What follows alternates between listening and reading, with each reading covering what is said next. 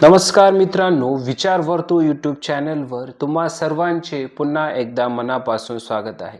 एका देशाचा नेता ज्याच्यावर प्रेम करणारेही आहेत आणि तीव्र विरोध करणारेही। युद्ध, सत्ता, निर्णय आणि वाद ही आहेत इस्रायलचे पंतप्रधान बेंजामिन नेतन्याहू यांची थरारक आणि गुंतागुंतीची कहाणी। 1949 तेल अवीव येथे नव्याने स्थापन झालेल्या इस्रायलमध्ये एक मुलगा जन्माला येतो। नाव बेंजामिन नेतन्याहू। घरात राष्ट्रवादाचा प्रभाव, वडील इतिहासकार ज्यांचे विचार ठाम आणि कठोर, या वातावरणातच त्यांची विचारसरणी घडत जाते। 1967 मध्य पूर्वेत तणाव वाढलेला, अशा वेळी नेतन्याहू सैन्यात दाखल होतात।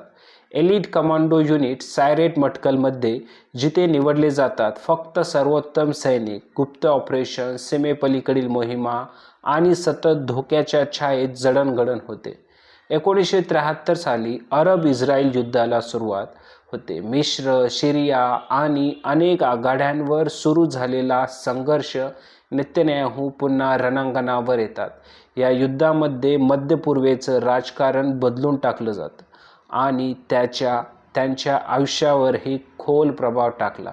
1976 साली एअर फ्रान्सचं विमान हायजॅक केलं जातं। विमान युगांडामध्ये नेलं जातं। इस्रायली सैन्य एक धाडसी ऑपरेशन राबवतं, नाव एटम्बे। शेकडो बंधकांची सुटका होते, पण या मिशनमध्ये नेतन्याहू यांचे भाऊ जोनाथन शहीद होतात। हा प्रसंग त्यांच्या आयुष्यातील कायमचा वळण ठरतो। युद्धानंतर नेतन्याहू अमेरिका गाठतात। MIT मध्ये आर्किटेक्चर आणि बिझनेस विषयात शिक्षण घेतात। नंतर काही काळ कॉर्पोरेट क्षेत्रात काम करतात आणि हळूहळू राजनैतिक क्षेत्रात प्रवेश होतो। 1980चं दशक नेतन्याहू संयुक्त राष्ट्रांमध्ये इस्रायलचा चेहरा बनतात। त्यांची प्रभावी इंग्रजी आणि ठाम मांडणी जागतिक स्तरावर त्यांची ओळख निर्माण होते। माध्यम, राजकारण आणि कूटनीती सर्वत्र त्यांची उपस्थिती जाणवू लागते। 1990चं दशक, लिकुड पक्षातून त्यांनी निवडणूक लढवली आणि संसदेत प्रवेश केला। ओस्लो करार, फलस्तीनी प्रश्न आणि देशांतर्गत राजकारण या सगळ्यात त्यांची भूमिका ठळक बनत गेली। 1996 वर्षी ते पहिल्यांदा पंतप्रधान बनतात, पण सत्तेसोबत वादही वाढतात।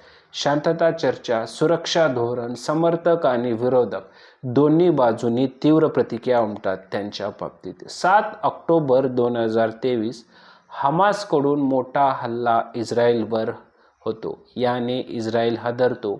यानंतर गाझामध्ये सुरू होतो मोठा लष्करी संघर्ष। जगभरात चर्चा, टीका आणि समर्थन। बेंजामिन नेतन्याहू एक नेता ज्यांची अनेक दशकं सत्ता आणि संघर्ष अनुभवले, त्यांची कहाणी अजूनही सुरू आहे मित्रांनो। या व्हिडिओत दिलेली माहिती मित्रांनो तुम्हाला कशी वाटली? ही माहिती जर आवडली असेल तर आपल्या विचार वर्तुळ यूट्यूब चॅनलला सबस्क्राईब करायला विसरू नका आणि व्हिडिओला लाईक, शेअर नक्की करा।